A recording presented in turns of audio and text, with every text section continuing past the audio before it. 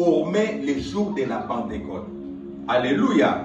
La côte du Seigneur a été tirée sur la croix Golgotha, comme Dieu avait fait dans le jardin avec le premier Adam. Il a tiré sa côte pour former la femme qui est Ève. Et le dernier Adam, lorsqu'il est rentré dans ces mondes, il est allé à la croix. On a aussi percé sa côte. La Bible dit l'eau et les sangs ont jailli. C'est ça la vie. Et pour que cette statue puisse être vivante, devenir, enfin avoir la vie, de marcher, d'être en mouvement, la Bible dit Dieu avait soufflé. Alléluia. Après le soufflement de Dieu, Ève avait reçu la vie. C'est de la même manière aussi l'Église. La côte a été tirée à la croix Golgotha, mais il aurait fallu que Dieu souffle. Et le Saint-Esprit, c'est le souffle de Dieu. Amen. Alléluia. Dieu a soufflé. Le jour de la Pentecôte, c'est là que l'Église a pris vie. C'est là que l'Église a commencé. Donc, l'avènement du Saint-Esprit, c'est l'avènement de l'Église. Et lorsque Jésus parlait, il est avantageux que je m'en aille. Car le Saint-Esprit, il faut que le Saint-Esprit vienne. Mais le Saint-Esprit ne viendra pas pendant que je suis ici. D'une manière permanente alors. Donc il faut que je m'en aille. Après mon départ, vous entrerez dans la phase du Saint-Esprit, dans la dispensation du Saint-Esprit, dans la période du Saint-Esprit. Alors dans ces moments-là du Saint-Esprit, c'est alors que vous générez. Donc il y a une connexion entre le jeûne et le temps du Saint-Esprit. Donc l'Église est appelée aujourd'hui à jeûner parce que nous sommes dans la dispensation de l'Esprit. Est-ce que vous comprenez? Raison pour laquelle, vous allez voir que si vous lisez bien la Bible, le jeûne est attaché au Saint-Esprit. Jésus, après sa baptême, son baptême, je m'excuse, Jésus-Christ, après son baptême, la Bible dit, une voix s'est fait entendre. Celui-ci est mon fils à qui j'ai mis toute ma couverture, écoutez-les. La Bible dit, Jésus était rempli de l'Esprit. Après être rempli de l'Esprit, la Bible dit, Jésus fut saisi par le Saint-Esprit, conduit au désert pour être tenté par le diable. Or, lorsque le Saint-Esprit a ramené Jésus sur le terrain du combat, la première des choses que Christ a fait, il avait gêné. Parce que Jésus-Christ, la vie de l'Esprit et du jeûne marchent ensemble. C'est lui qui est baptisé de l'Esprit, celui qui a le Saint-Esprit, il sera toujours connecté dans une vie de jeûne. Il sera toujours amené à jeûner. Parce que le Saint-Esprit fait devoir jeûner pour lui permettre à travailler. Parce que le corps, c'est un obstacle à l'action du Saint-Esprit. Vous savez, nous avons trois obstacles dans la vie. Nous avons d'abord lui-même le diable qui nous combat. Nous avons le monde et sa convoitise. Et nous avons aussi la chair. C'est pourquoi l'apôtre Paul plusieurs fois il dit, je voulais faire le bien, mais j'étais coincé par la chair. Le corps faisait autre chose. Alléluia. Moi je voulais aller à droite, accomplir la volonté de Dieu, mais ma chair, mon corps m'imposait à faire le contraire de ce que Dieu voulait de moi. Donc le corps comme étant un obstacle. Alors le Saint-Esprit, pour travailler dans la vie d'une personne, il réduit la puissance du corps. Il réduit la puissance de la chair en amenant la personne dans une vie de chair.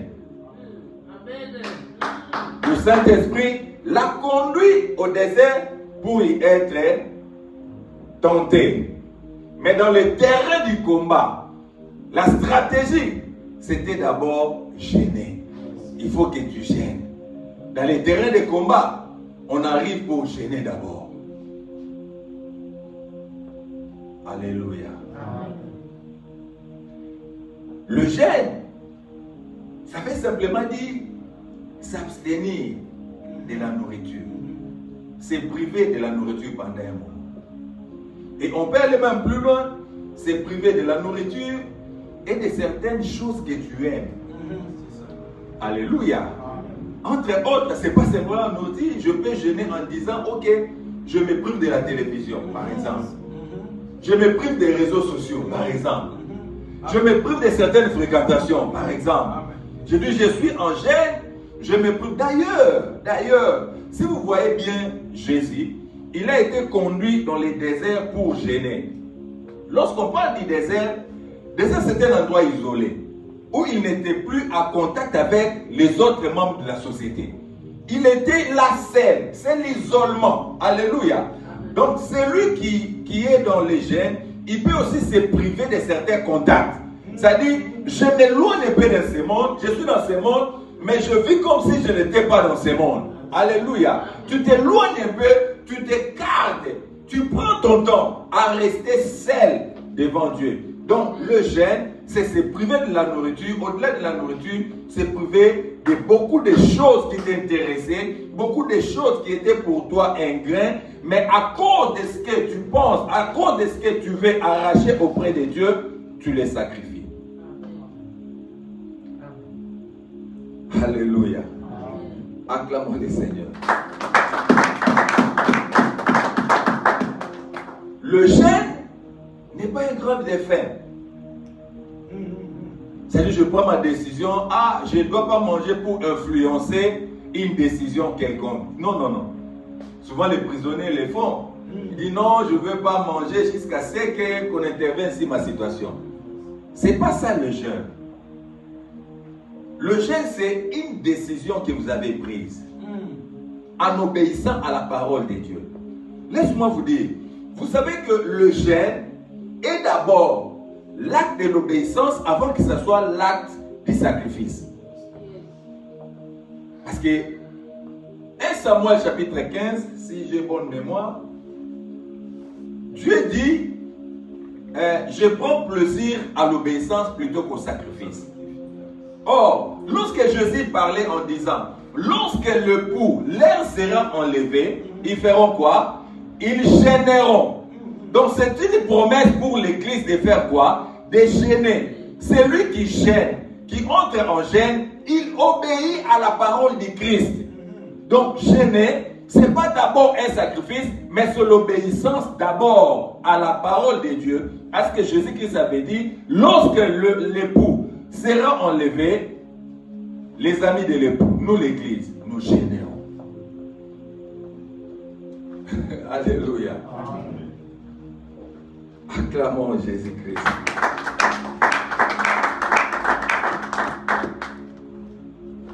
J'aimerais dire à une personne, le jeûne, ce n'est qu'un acte physique, mais qui déclenche des réalités spirituelles.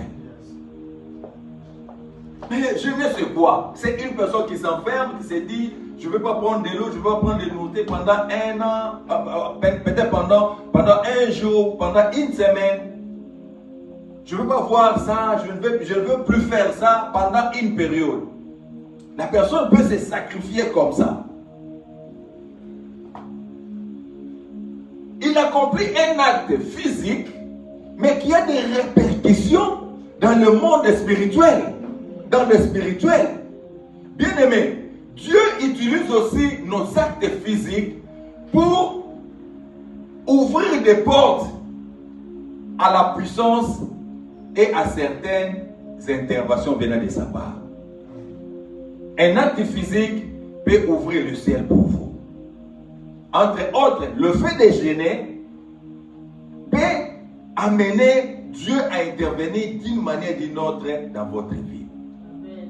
Je peux vous donner un exemple. Il y avait un combat. Moïse, il dit à Josué, ok, allez là-bas combattre. Mais moi, je vais aller avec Hur et Aaron. Ils vont soutenir mes mains. La Bible dit